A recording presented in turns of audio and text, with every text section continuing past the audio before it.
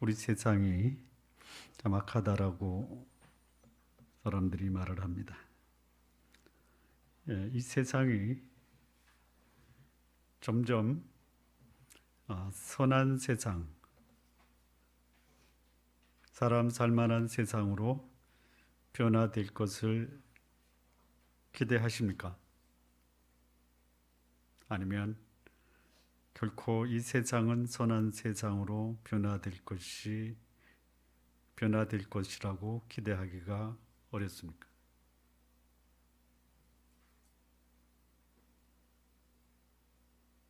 합리적으로 생각하면 어렵고, 비합리적 낙관주의에 빠지면 그래도 기대해 볼 만하죠. 네. 자, 악한 세상에 살면서 우리 신앙인들이 그 악에 물든 사람을 변화시키기가 어떻게 할 만하십니까? 아니면 그것도 어렵습니까?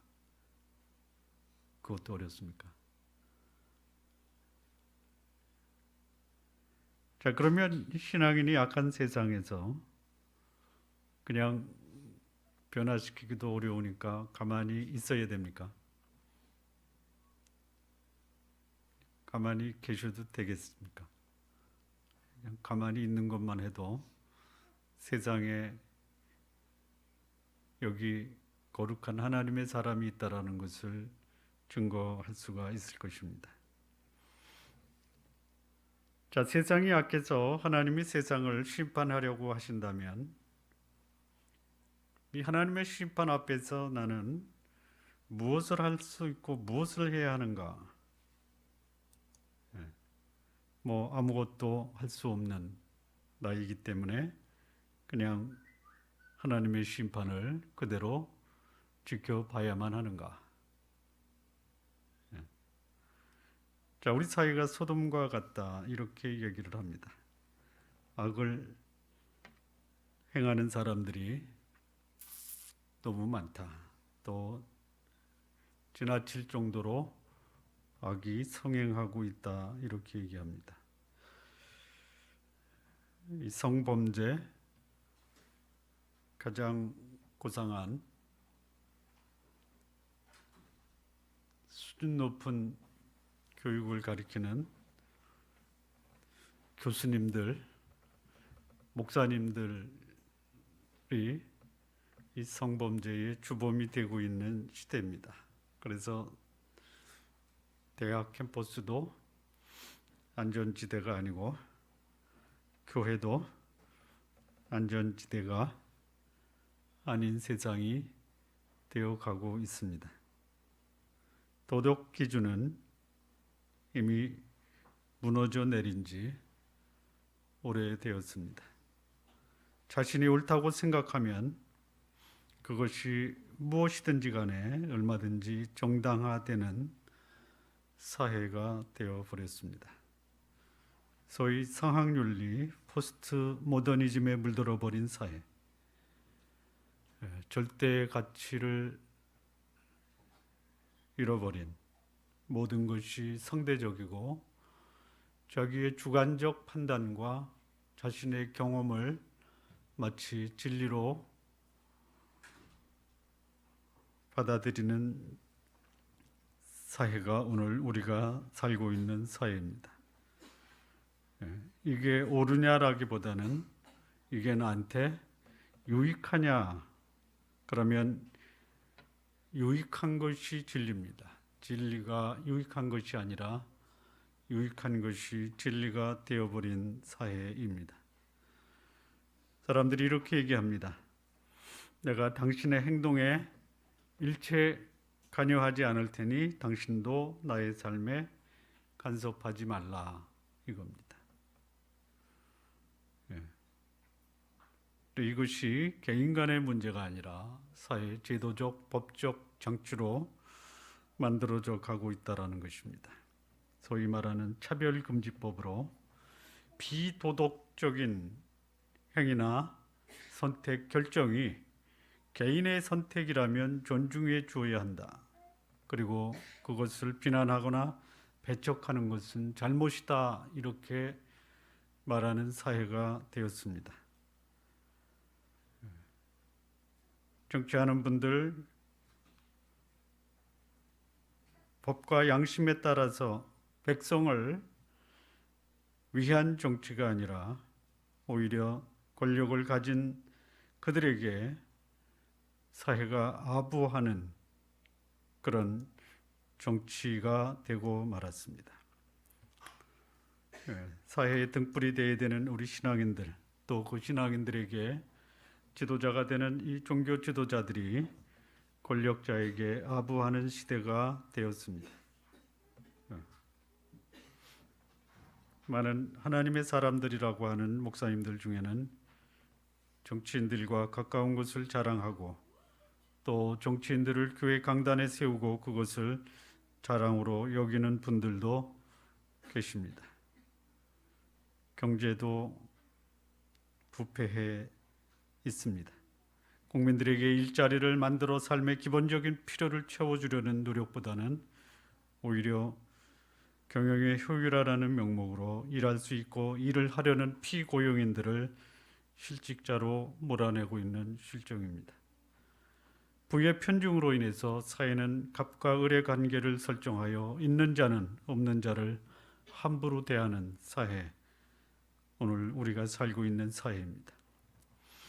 자, 이런 모습이 오늘의 문제가 아니라 아브라함이 살고 있었던 당시의 소돔과 고모라라는 사회가 사회 전체가 구조적으로 또는 문화적으로 죄가 정당화되어 이 죄가 사회를 지배하는 그런 일들이 벌어지고 있었습니다.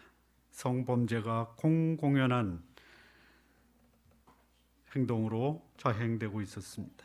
뿐만 아니라 그런 공공연한 성범죄를 전혀 죄라고 여기지 않는 풍토가 되었습니다. 물질과 재산에 대한 집착으로 자신의 생명까지도 물질을 위해서라면 버릴 수 있는 물질 만능주의에 물든 사회였습니다.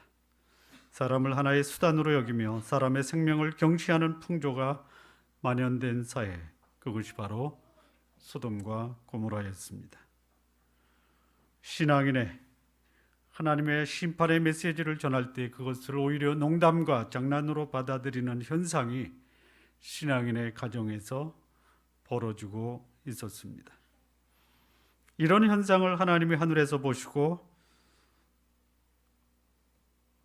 부르짖는 이 소돔과 고모라의 고통을 하나님은 죄의 결과로 말씀하시면서 소돔과 고모라를 심판하시러 사람의 모습으로 천사와 함께 소돔을 방문하시는 것입니다.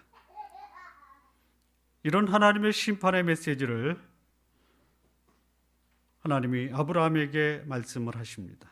또한 아브라함이 나서서 소돔을 심판하시는 하나님과 대면해서 소돔을 향한 이 구명 활동을 하고 있습니다. 오늘 하나님이 우리 사회, 우리 시대를 심판하시겠다. 소돔과 고모라와 같이 하나님이 오늘 우리 시대를 심판하시겠다. 라는 심판의 메시지를 여러분에게 말씀하신다면 우리 성도님들은 이 하나님의 심판의 메시지 앞에서 어떤 역할을 하시겠습니까? 오늘 우린 본문에서 몇 가지 아브라함에게 하나님이 심판의 메시지를 들려주셨을 때 아브라함이 해야 될 역할을 몇 가지로 살펴볼 수가 있습니다. 자, 먼저 18절과 19절입니다. 아브라함은 강대한 나라가 되고 천하 만민은 그를 인하여 복을 받게 될 것이 아니냐. 내가 그로 그 자식과 건소에게 명하여 여호와의 도를 지켜 의와 공도를 행하게 하려고 그를 택하였나니 이는 나 여호와가 아브라함에게 대하여 말한 것을 이루려 함이니라. 적어도 심판의 메시지를 들었을 때 우리 신앙인이 해야 될 삶의 모습, 역할이 무엇이냐? 여기 의와 공도를 행하여 한다라는 것입니다. 의와 공도가 뭐냐? 의, 하나님의 기준에 적합한 삶입니다. 하나님이 원하시는 삶을 사는 것입니다. 공도는 뭐냐? 공도, 모든 행동을 원칙과 기준에 맞게 행하고 결정하고 판단하는 것을 공도라고 합니다. 다시 말하면 심판의 메시지가 들려올 때 신앙인은 삶의 원칙과 기준이 존중되는 공동체를 만드는 초석이 되어야 됩니다. 하나님은 죄악으로 가득 찬 소돔과 고모라를 심판하시러 가시는 중에 아브라함에게 이르신 말씀입니다. 강대한 나라를 이루게 하시겠다. 천하 만민이 아브라함을 통해 복을 받게 하시겠다라고 말씀하셨습니다. 그리고 아브라함을 통해 의와 공도를 이루게 하시겠다라고 말씀하는 것입니다. 악한 세상의 아브라함의 역할이 무엇이냐? 천하 만민이 복을 받게 하셔야 됩니다. 이 시대를 사는 우리 신앙인에게 하나님이 악한 세상에서 우리 신앙인으로 인해서 심판을 받는 것이 아니라 오히려 천하 만민이 나로 인해서 복을 받게 하는 역할을 해야 한다라는 것입니다. 그것을 위해서 하나님은 아브라함에게 아브라함과 그의 후손이 의로운 나라, 공도로 다스리는 나라를 이루는 역할을 감당해야 한다라는 말씀을 하십니다. 성경에서 하나님을 말씀할 때 하나님은 공의의 하나님이라고 말씀합니다. 이 본문에 나오는 이 의와 공도의 하나님이 바로 하나님의 공의를 나타내는 말씀입니다. 자, 이 의가 뭐냐? 의는 올바른 원칙에 합당하다, 하나님이 정하신 뜻에 합당하다라는 뜻입니다. 공도는 올바른 원칙, 하나님 정하신 뜻에 맞게 사람을 대하고 재판하고 판단하다라는 것입니다. 의와 공도는 내가 먼저 하나님 뜻에 합당한 삶을 살고 사람도 원칙과 근거에 맞게끔 사람들을 판단하라라는 것입니다. 자기 기분과 감정 그거에 따라서 사람을 판단하는 것이 아니라 원칙에 따라서 사람을 대하라라는 말씀입니다. 하나님이 아브라함에게 명하신 말씀이 바로 오늘 신앙인이 살아내어야 할 삶의 모습입니다. 이런 공동체를 이루어야 할 책임이 바로 오늘 우리들의 책임이다라는 것입니다. 적어도 나 같은 신앙인이 있음으로 인해서 내가 이 시대에 아무것도 안 하는 것이 아니라 이 시대에 우리 사회에 조금이라도 의로운 사회, 법과 원칙이 지켜지는 사회를 만드는 초석이 우리의 삶을 통해서 조금이라도 이루어져야 한다는 것이, 적어도 내가 있는 나의 공동체, 나의 가정이 의와 공도의 가정, 내가 있는 직장이 의와 공도의 직장이 되어야 되고, 내가 있는 교회가 의롭고 공도를 향하는 교회의 초석이 나로 인해서 다져져야 한다는 것이다. 우리 시대의 신앙인은 적어도 자신의 이기심과 욕망을 채우는 삶을 뛰어넘는 그런 삶을 살아야 합니다. 우리의 가정, 우리의 교회, 우리의 사회를 의로운 공동체로 만드는 거룩한 사명자, 오늘 하나님이 이 악한 세상을 심판하심에도 불구하고 하나님을 믿는 거룩한 하나님의 사람을 통해서 내가 있는 곳을 거룩한 사회로 만들라라고 말씀하십니다. 너희는 세상의 빛이다, 너희는 세상의 소금이다라고 말씀하시는 하나님의 그 명령은 오늘 우리에게 동일하게 말씀하고 있습니다. 여러분 아시겠지만 바닷물의 소금기가 몇 %입니까? 모르세요? 그냥 보기를 드리겠습니다. 1번 3%, 2번 30%, 3번 60%. 예? 몇 번? 1번? 1번입니다. 1번. 3%입니다. 3%. 3명 중에 1명만 의로운 삶, 공도를 행하는 삶을 살면 그가 있는 그 사회, 그 공동체는 얼마든지 하나님의 심판을 피하고 정화될 수 있다라는 것이 바다가 우리에게 주는 교훈입니다. 우리 성도 여러분, 나를 하나님의 자녀로 부르신 이의 뜻이 무엇인가 살피면서 사시기 바랍니다. 그리고 내가 있는 곳을 거룩한 하나님의 나라가 이루어지게 하는 의와 공도의 삶, 여러분을 통해서 실현되기를 진심으로 바랍니다. 자, 두 번째입니다. 하나님의 심판의 메시지가 들려졌을 때 나는 이 악한 세상을 위해서 무슨 역할을 할 수 있는가? 여기 아브라함이 소돔과 고모라의 심판의 메시지를 들었을 때 그가 취한 그 모습은 중보 기도하는 것이었습니다. 죄악된 세상을 향해 우리 신앙인들은 중보의 기도를 해야 한다라는 것이. 23절을 보면요, 아브라함이 하나님의 심판을 들었을 때 세상을 심판하시는 하나님의 공의를 인정하십니다. 가까이 나와 가로되 주께서 의인을 악인과 함께 멸하시려나이까. 악인을 심판하시고 멸하시는 것, 그거 인정하는 것이에요. 그런데 악인 속에 섞여 있는 의인은 하나님의 공의를 위해서도 심판하시면 안 된다라는 것이에요. 자, 이 아브라함의 기도에 보면은요, 악인을 멸하라고 말씀하시는 것입니까? 의인을 멸하지 말라라고 하는 것입니까?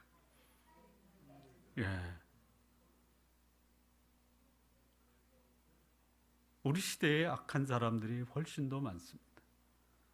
그럼에도 불구하고 하나님은 의인을 보호하셔야 한다라는 것이. 하나님, 저 악한 사람 심판하지 마십시오. 이렇게 기도하면 하나님의 공의를 무시하는 겁니다. 악한 사람 사이에 있는 의로운 사람을 하나님이 보호하셔야 된다라고 기도한다라는 것이. 악인을 멸하는 것에 대해서는 이의가 없습니다. 그러나 악인 속에 섞여 있는 의인을 보호해 주십시오. 그러면서 이 아브라함 마음속에 동일하게 하나님 제 마음 아시죠? 그 악인을 향해서도 긍휼의 마음을 좀 펼쳐 주시기를 바랍니다라는 것입니다. 내 입으로는 말하지 못해도 하나님이 의인을 보호하실 때 악인 속에 있는 의인으로 인해서 악인도 보호해 주시기를 기도하고 있습니다. 아브라함의 기도의 두 번째 모습을 보면 죄악된 세상을 비난하거나 정죄하기보다는 그들을 향해 긍휼을 베풀어 주실 것을 기도하고 있다라는 것이. 신앙인은 세상을 향해 구원의 메시지를 전할 책임이 있습니다. 세상의 죄악을 심판하시려는 하나님은 공의로우신 분이십니다. 그런데 공의로운 분이시면서 또한 하나님은 은혜와 사랑, 긍휼의 하나님이시기도 합니다. 신앙인의 삶은 의로운 삶을 살면서 한편으로는 죄악 가운데 살고 있는 자에게 자비와 긍휼을 베풀고 죄인들을 바르고 의로운 삶으로 회개하도록 돕는 삶을 살아야 한다는 것입니다. 신앙인이 세상을 향해 중보해야 되는 이유가 있습니다. 세상을 위한 중보의 기도를 하는 이유는 내가 속한 공동체에 우리 신앙인은 책임 있는 구성원이기 때문에 그렇습니다. 신앙인은 사회의 구성원입니다. 신앙인은 가정의 구성원입니다. 내가 속해 있는 사회 공동체의 부패와 오염을 방지할 책임이 우리 신앙인에게 있다라는 것입니다. 우리 사회의 지도자를 선출할 때도 이를 잘 분별하셔야 됩니다. 비교적입니다. 비교적 사랑과 공의를 행할 수 있는 지도자가 선출되도록 기도하십시오. 하나님께서 우리 사회의 잘못된 관행이나 제도가 고쳐지도록 기도하셔야 됩니다. 그리고 신앙인은 사회에서 마땅히 해야 될 책임을 하나님께서 말씀하실 때 이를 감당하는 자세를 갖고 이 사회의 잘못된 것을 자기 먼저 시행할 수 있어야 된다라는 것이. 아브라함이 중보기도할 때 이 자세를 보면 우리가 하나님 앞에 우리 사회, 우리 가정, 이 시대의 심판의 메시지를 하실 때 우리가 취할 자세를 볼 수 있습니다. 22절과 27절을 보면요. 먼저 22절입니다. 그 사람들이 거기서 떠나 소돔으로 향하여 가고 아브라함은 여호와 앞에 그대로 섰더니. 이게 기도의 자세의 첫 번째입니다. 하나님이 심판의 메시지를 말씀할 때 거기에 가만히 서 있다라는 것이. 가만히 서 있다. 그게 뭐죠? 하나님의 심판의 메시지 앞에서 우리가 할 말이 없습니다. 당신의 뜻이 이루어지기를 원하나이다. 이게 기도입니다. 기도는 거침없이 하나님을 향해서 나의 하고 싶은 말을 쏟아내는 것이 아닙니다. 기도는 하나님의 뜻을 행하시고자 하실 때 그대로 그 자리에 머물러 있으라는 것이, 오히려 하나님 앞에 그저 그분의 도우심과 자비를 기다림으로 머물러 있으며 침묵하라는 것입니다. 내 마음에 하고 싶은 말 쉴 틈도 없이 말하기보다는 전능하신 하나님, 세상을 심판하시고 주관하시는 하나님이 무엇을 말씀하시는가를 집중하여 들으려는 자세가 바로 기도의 시작입니다. 여러분, 하나님 앞에 나가서 할 말이 없습니다라고 할 때가 있죠. 그게 기도하는 겁니다. 답답한 심정으로 하나님 앞에 그대로 머물러 계시기 바랍니다. 27절에 보면 아브라함이 말씀하여 가로되 티끌과 같은 나라도 감히 주께 구하나이다. 이게 기도의 자세입니다. 기도의 자세는 마치 자신의 모습이 티끌과 같음을 인정하는 자세로 하나님께 나가는 것입니다. 티끌입니다. 티끌. 여러분, 티끌이 여러분 앞에 와서 여러분의 코로 들어간다라고 하면 어떻게 생각하시겠습니까? 그렇지 않죠? 우리는 하나님 앞에 티끌과 같은 존재입니다. 아무런 의미가 없는 존재라는 것이, 이게 기도하는 사람의 자세입니다. 내가 무엇인가 하나님 앞에 인정받을 만한 자격이나 공로가 있는 것으로 생각해서는 안 됩니다. 하나님 앞에 자신의 모습이 티끌과 같음을 인정해야 됩니다. 소위 나는 하나님 앞에서 아무런 쓸모없는 마치 먼지 흙과 같은 무가치한 존재라는 것, 이거 고백하는 것이 우리 기도의 모습입니다. 이게 무슨 말이에요? 티끌이다라고 고백하는 것이 뭡니까? 나는 당신께 제가 원하고 바라는 것을 간구할 만한 아무런 자격과 공로가 없습니다. 당신의 처분만 바랄 그럴 뿐입니다. 이겁니다. 여러분, 기도할 때 하나님 앞에 그냥 요구하고 또 하나님을 부담스럽게 하지 마십시오.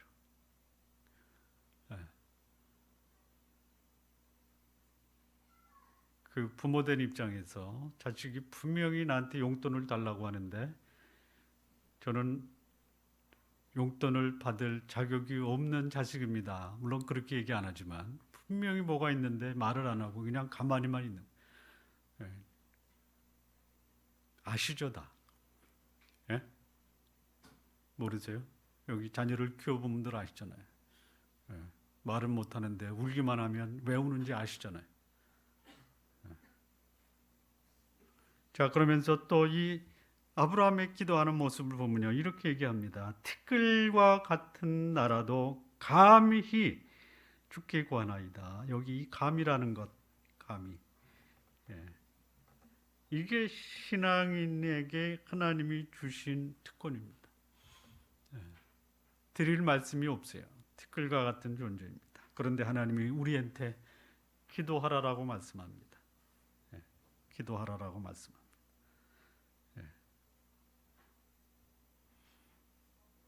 믿음으로 우리가 주 앞에 당당함과 담대히 나간다라고 말씀합니다.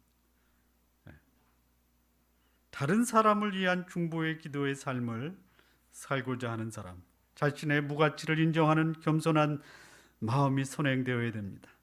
하나님 앞에서 따지듯 기도하지 말아야 한다라는 것이, 겸손의 마음과 더불어 나를 구원하신 하나님께 담대히 믿음으로 나아가는 용기가 있어야 됩니다. 여기 18장 32절을 보면요, 아브라함이 또 가로되 주는 노하지 마옵소서. 아브라함이 하나님을 언짢게 하는 기도를 하는 것 같아요. 티끌과 같이 하나님 앞에 구할 자격이 없지만 하나님은 우리의 믿음을 보고 하나님 앞에 담대히 구하라, 하나님께 나아가라 이렇게 말씀하실 때 아브라함은 그것을 성실하게 행하고 있습니다. 내가 이번만 더 말씀하리이다. 거기서 10인을 찾으시면 어찌 하시려나이까. 가라사대 내가 10인을 지나여도 멸하지 아니하리라. 이게 기도하는 사람의 모습입니다. 기도의 자세 중에 빼놓을 수 없는 기도는 뭐냐? 하나님의 백성의 기도를 하나님은 반드시 들어주신다라는 것입니다. 기도의 응답이 안 되는 것이 뭡니까? 기도하지 않아서 안 되는 것입니다. 기도하는 자에게 공유를 베푸시는 기도 또는 중보하려는 대상을 위한 공유를 구하는 자세를 잊지 말아야 한다는 것이, 하나님이 심판하시려는 희약된 세상을 향해 신앙인의 중보 기도는 하나님을 감동시키는 위력이 있다라는 것이죠. 자, 세 번째입니다. 하나님의 심판의 메시지가 들려졌을 때 이 시대를 사는 신앙인은 어떤 역할을 해야 되느냐? 24절부터 26절 보면요,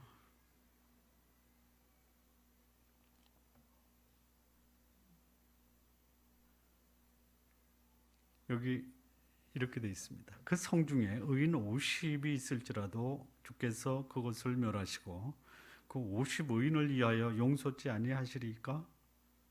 주께서 이같이 하사 의인을 악인과 함께 죽이심은 불가하오며 의인과 악인을 균등히 하심도 불가하니이다. 세상을 심판하시는 이가 공의를 행하실 것이 아니니까. 26절 보시면요, 여호와께서 가라사대 내가 만일 소돔 성중에서 의인 50을 찾으면 그들을 위하여 온 지경을 용서하리라.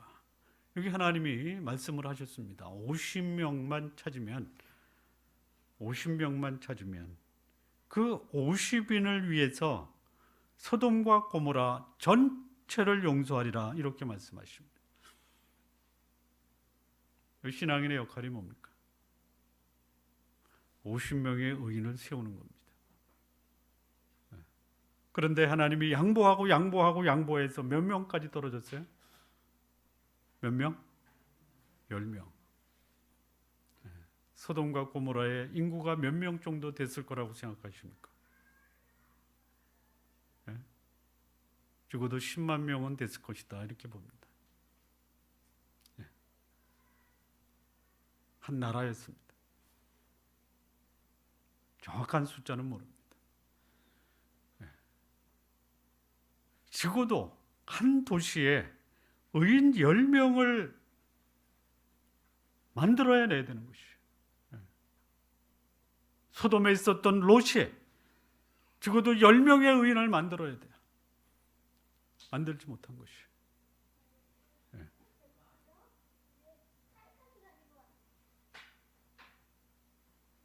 죄악된 세상, 하나님이 심판을 하셔도 그 속에 의인이 있다면 하나님은 그 악한 세상을 용서하시는 분입니다.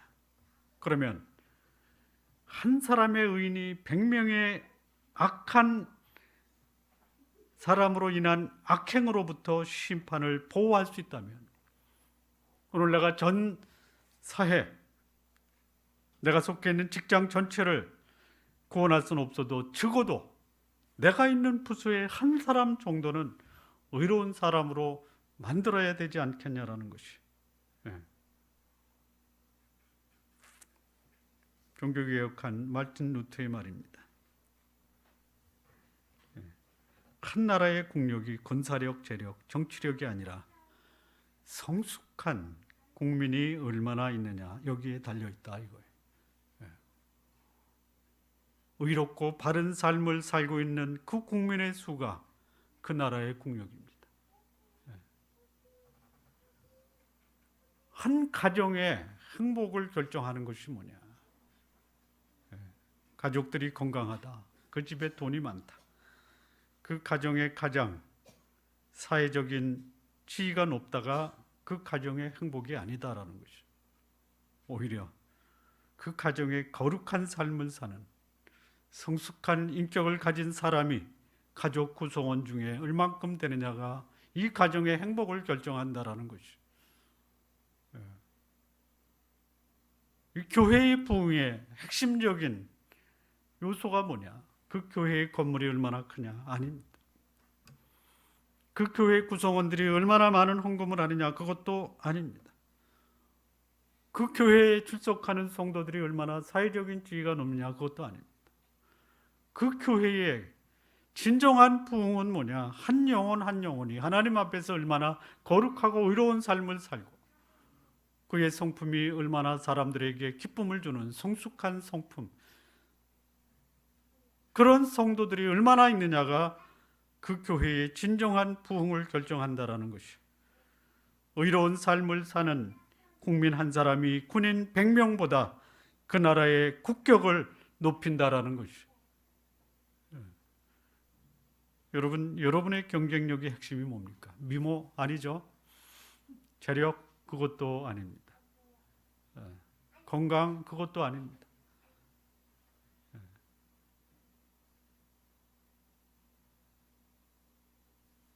여러분의 경쟁력, 행복을 결정하는 것은 여러분의 거룩하고 의로운 삶, 여러분의 성숙한 성품이 여러분의 행복과 여러분의 경쟁력을 결정하는 것이. 하나님의 심판의 메시지가 들려오고 있는 시대입니다. 어쩌면 하나님이 이 시대 우리나라도 심판하실 수 있다라는 그런 심각한 사항이 우리 시대의 모습입니다. 더더욱 이상한 것은 이런 악한 세상을 향해 하나님이 가만히 계시다라는 것도 이상할 정도입니다. 우리 시대가 마치 소돔과 고모라로 변해가는 모습입니다. 이런 시대에 우리 신앙인은 의로운 자가 되어야 됩니다.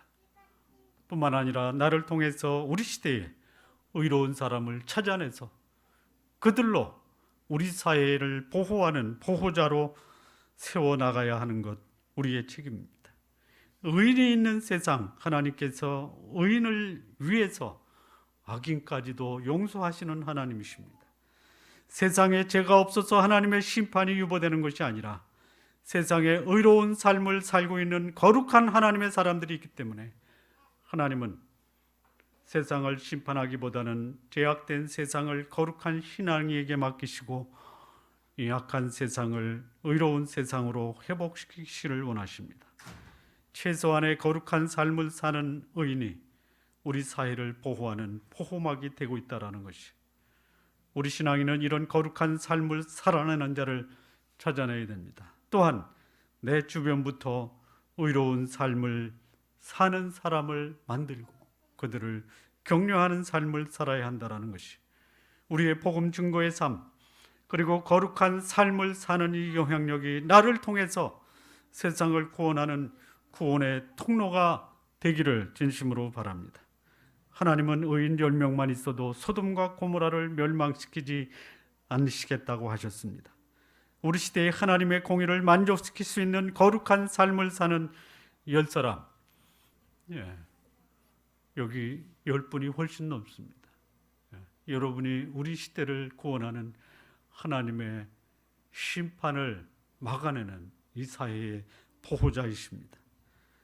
거룩한 사람들을 계속해서 찾고 세우는 사역, 여러분을 통해서 계속 이루어 나가기를 진심으로 바랍니다. 마무리 짓겠습니다. 악한 시대에서, 악한 세대에 하나님이 우리에게 기대하시는 것이 무엇이냐? 우리가 우리 시대의 약함을 보면서 어떤 삶을 살아야 이 시대를 구할 수 있는지, 우리의 사명이 무엇인지를 찾아내시기 바랍니다. 나로 인해서 나의 가정, 나의 교회, 나의 직장을 거룩한 공동체로 만드는 거룩한 영향력을 행사하시기 바랍니다. 세상을 심판하시는 하나님 앞에 겸허하고 담대하게 세상을 향한 중보의 사람이 되시기를 바랍니다. 거룩한 사람을 찾아내구나. 거룩한 사람을 세우는 거룩한 사명을 담당하는 복된 삶을 사시기 바랍니다. 우리 좋은 나무 교회 성도 여러분, 우리 성도님들, 우리 교회가 이 사회, 이 가정, 직장을 악한 세력으로부터 구원하시는 거룩한 하나님의 사명자를 만들어내는 우리 교회가 되기를 진심으로 기도합니다. 기도하시겠습니다.